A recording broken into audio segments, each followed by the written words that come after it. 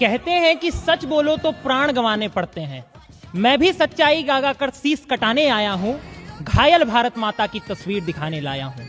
सभापति महोदय, कौन से भारत को विकसित बनाने की बात कर रहे हैं आप? वो भारत जहां पिछले 5 वर्षों में महज 1160 केसेस का हवाला देकर इस देश की पार्लियामेंट्री कमेटी को यूजीसी लाना ज्यादा महत्वपूर्ण लगा, परंतु उसी दौरान 1,55,000 महिलाओं के साथ रेप हो जाने के बावजूद, जिसमें हमारे पटना की नीट छात्रा और छपरा की नाबालिग छात्रा भी शामिल रही, बजट से महिला सुरक्षा को 0.02% भी देना महत्वपूर्ण नहीं समझा गया।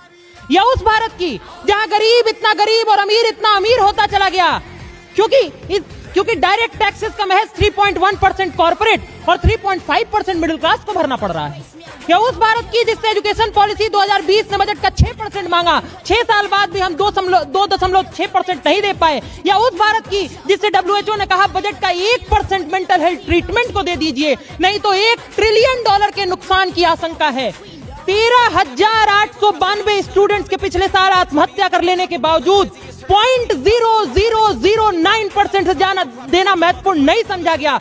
कौन उस भारत की जहां एक तरफ AVGC कंटेंट क्रिएटर्स लैब, खेलो India mission, India semiconductor mission 2.0 जैसी शानदार योजनाएं बजट का हिस्सा बनाई गई। या उस भारत की जिसे खंडों में बांटा गया, अल्पसंख्यकों को 3400 करोड़, दलितों को 6300 करोड़, पिछड़ों को 2500 करोड़ और आदिवासियों को 15,000 करोड़। या उस भारत की जहां पिछले साल के बजट से जल जीवन मिशन को मिले 67,000 करोड़, खर्च हुए महज 17,000 करोड़। अनुसूचित जाति अभ्युदय योजना को मिले 2140 करोड़, खर्च हुए महज 740 करोड़। और 20% सांसदों ने तो अपना भारत इतना विकसित कर लिया कि अपनी सांसद निधि का 1 रुपया भी खर्च नहीं कर पाए। इतना भी विकसित भारत नहीं बनाना था महोदय।